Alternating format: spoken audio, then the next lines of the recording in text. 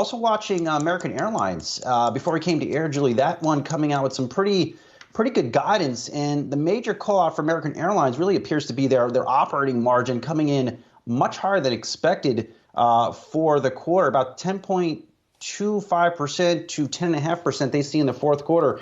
Their guidance was 5.5% to 7%. It looks like they had a lot of success raising prices during the fourth quarter.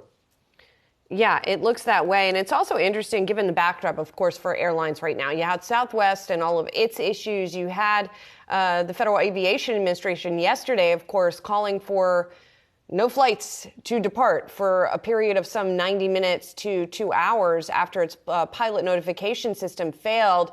Upon further review, the FAA is now saying it had to do with perhaps a software update, some kind of corrupted file that threw a big wrench into the works, but says it wasn't a cyber attack. So that's the backdrop here. Then we get this relieving news, if you will, from American Airlines. So you see the bump up in the shares on that, which I think is sort of a combination, Soz, of the American Airlines news itself, but also the timing coming as it does following that glitch yesterday, which was it was a federal government issue. It wasn't an airline issue, but nonetheless, still a relief, I think, for airline shareholders.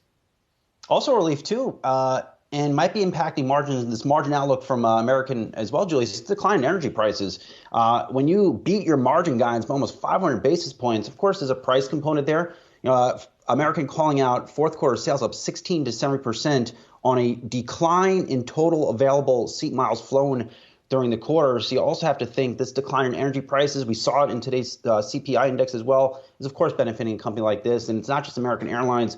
Of course, off of this release, you are very likely to hear some positive things from a Delta, you name it. Maybe just not Southwest, of course. Yeah, maybe Southwest is going to be taking it. But it'll be interesting to see what, even Southwest, what it sort of, if you exclude the impact of what happened over the holidays, we'll see what Southwest numbers look like. Revenue for each seat flown a mile, which, as you know, is a big measure that people watch for the airlines, was up by 24% over 2019.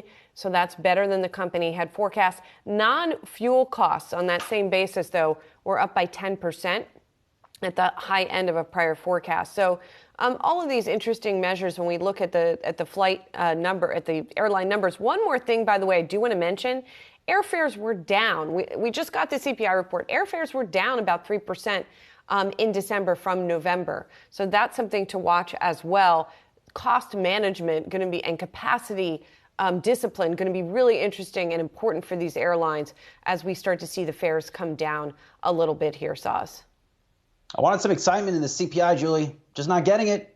Not getting it. Not getting excitement? Just not getting it. You're not excited by the fact that eggs are now 11% more expensive than they were the prior month? I think I've got our trip to the World Economic Forum on my brain, Julie. Look forward to flying out and touching some snow here.